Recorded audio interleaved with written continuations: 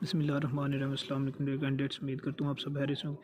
अगर चैनल पर नए हैं तो चैनल को सब्सक्राइब कर दें। इंशाल्लाह ऑल जॉब्स की अपडेट और जॉब की प्रिपरेशन इसी चैनल पे आपको करवाई जाएगी। और पंजाब पुलिस एसपीआई की करवाई जा रही है। उसके अलावा जो है सिंध की भी हमने स्टार्ट कर दिया और KPK की भी अल्हम्दुलिल्लाह कर चुके हैं। और अगर आपने चैनल विजिट नहीं किया, चैनल विजिट करें। पंजाब पुलिस की, PHP SP की, आपकी Urdu, Islamic studies, general knowledge, current affair, mathematics, IQ सारी वीडियोज़ अपलोड हो चुकी हैं। आज से इंग्लिश का ग्रामर स्टार्ट करेंगे। मैं ऐसा नहीं करूँगा कि डेली 10 से 12 MCQ ले लिए पास्ट पेपर से, वो आपके सामने बता दिया इसका आंसर यही है, तो इससे आपको कुछ हेल्प नहीं मिलेगी। मैं आपको इंशाल्लाह 3 से 4 वीडियोज़ में ग्रामर समझाऊंगा, जैसे उर्दू का ग्रामर समझाया है। इसके बाद इंशाल्लाह आप सारे MCQ जब खुद ही सॉल्व करेंगे। वर्ब की फॉर्म लगानी होगी या सब्जेक्ट ऑब्जेक्ट हो गया, उसके बाद प्रपोजिशन है, जो भी करना है आप खुद करेंगे।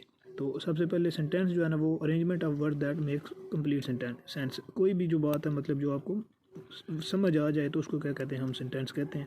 मिसाल के तौर पे मैं खेलता हूँ, आई प्ले, मैं खाता हूँ, आई ईट, वो जा रहे हैं, दे आर गोइंग, ऐसे कुछ भी जो आपको समझ आ जाए। तो इसके लिए आपको 2 चीज़ें चाहिए होती हैं कम अज़ कम। एक आपको ये चाहिए होता है जी, देख लें मैंने लिखा भी है आपके।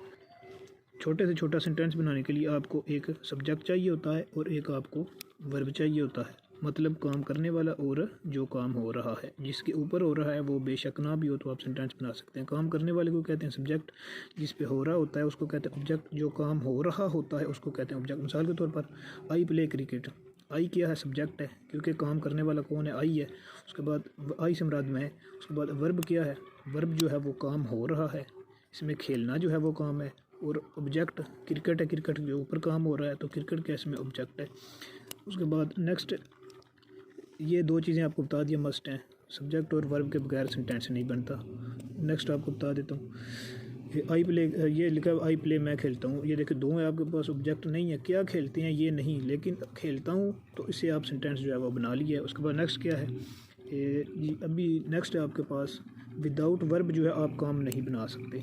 काम इसमें अगर वर्ब नहीं होगा तो बिल्कुल सेंटेंस जो है वो नहीं आपका बनेगा। इंग्लिश और उर्दू में जो है आपके थोड़ा सा अलग होगा ये चीज़ जो है ना, सब्जेक्ट ऑब्जेक्ट। और जैसे आप फेल फाइल मफूल कहते हैं, ही ईट्स एप्पल, मिसाल के तौर पर अगर कहते हैं वो सेब खाता है, तो इसमें ही आपको पता है सब्जेक्ट होगा, उर्दू में भी यही होगा, वही है ना, फाइल है ना। उसके बाद ईट्स है, इंग्लिश में क्या होता है, ये वर्ब है ना, खाना पीना। आपको पता है इसकी वर्ब की निशानी ये होती है, इसके एंड में ना आता है। खाना पीना, सोना, जगना, दौड़ना, बैठना, लेटना, कुछ भी है, एंड में वर्ब की निशानी होती है, ना आता है। मिसाल के इसको कहते हैं काम, कोई भी काम।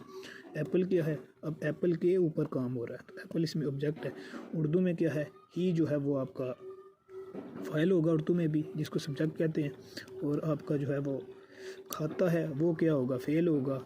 और जो आपका सेब है वो क्या होगा, मफूल होगा। इसमें थोड़ी सी ये मतलब चेंजिंग आ जाती है। तो ऑब्जेक्ट को आप कह लें जी वर्ब से चेंज कर देते हैं उर्दू में। तो इसमें ये ऑब्जेक्ट एप्पल है, लेकिन इसमें जो ऑब्जेक्ट क्या है, खाता है, ऑब्जेक्ट है इसमें। तो उसमें अभी नेक्स्ट आपको बताता हूँ। ये चीज़ें आपने अगेन एंड अगेन मैं आपको बता रहा हूँ। सब्जेक्ट होता है काम करने वाला, ये लिखा हुआ है सब्जेक्ट। वर्ब होता है जो काम होता है, और ऑब्जेक्ट होता है जिसके ऊपर काम होता है। अगर आपने ये चीज़ें कर ली तो 20% इंग्लिश आपकी यहाँ से क्लियर हो जाएगी। आप आगे खुद ही करने के काबिल हो जाएंगे। ये तीनों चीज़ों आपने इनकी आपने क्लैरिफिकेशन कर लेनी है। ये आपकी जो है ना कन्फ्यूजन नहीं होनी चाहिए। इसके बाद आपको बता दूँ, एक सेंटेंस के अंदर 2 आपके जो है ना वो सब्जेक्ट भी हो सकते हैं, एक के ज़ायद भी हो सकते हैं। मिसाल के तौर पर आई सा a dog who was barking, कुत्ता देखा जो के भौंक रहा था। अब देख ली, इसमें आई तो आपको पता है वो अपनी बात कर रहे हैं, मैंने जो है मतलब कुत्ता देखा है। और हु कौन है, वो भी तो सब्जेक्ट ही है ना इसमें, तो एक से ज़ायद भी हो सकते हैं। उसके अलावा नेक्स्ट है, अब जो सेंटेंस है उसकी आगे मज़ीद जो है ना वो 4 काइंड ऑफ सेंटेंस की जो 4 इकसाम होती हैं। उसमें एक स्टेटमेंट होता है, नंबर 1। ये चीज़ प्लीज़ छोड़िएगा नहीं, ये 3 से 4 वीडियोस में आपकी मैं सारी ये क्लैरिफिकेशन करवा दूंगा। इंग्लिश की आपकी कोई टेंशन नहीं रहेगी, ये अगर आप देख लेते हैं तो प्लीज़। उसके बाद जी, उसके बाद इंटरोगेटिव होता है, क्योंकि ये आपकी 15 से 20% की इंग्लिश आती है।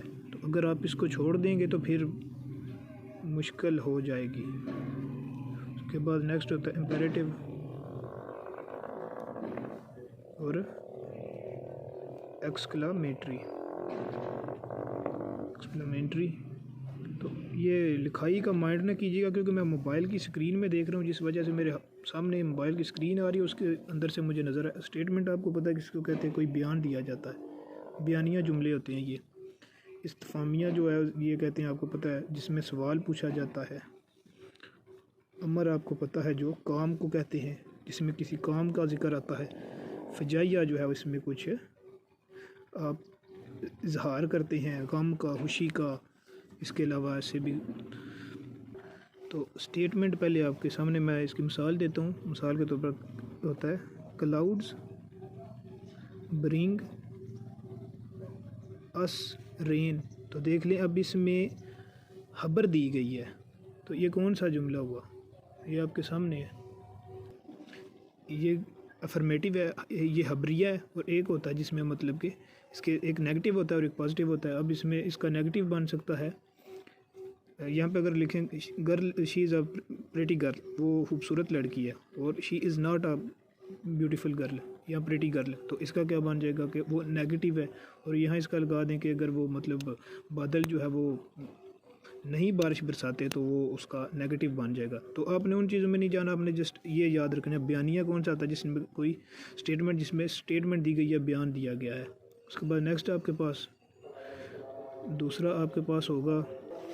तो यार अभी आपको आवाज़ भी आ रही है पीछे, बिल्कुल अज़ान जो है वो शुरू हो गया, नमाज का टाइम हो गया।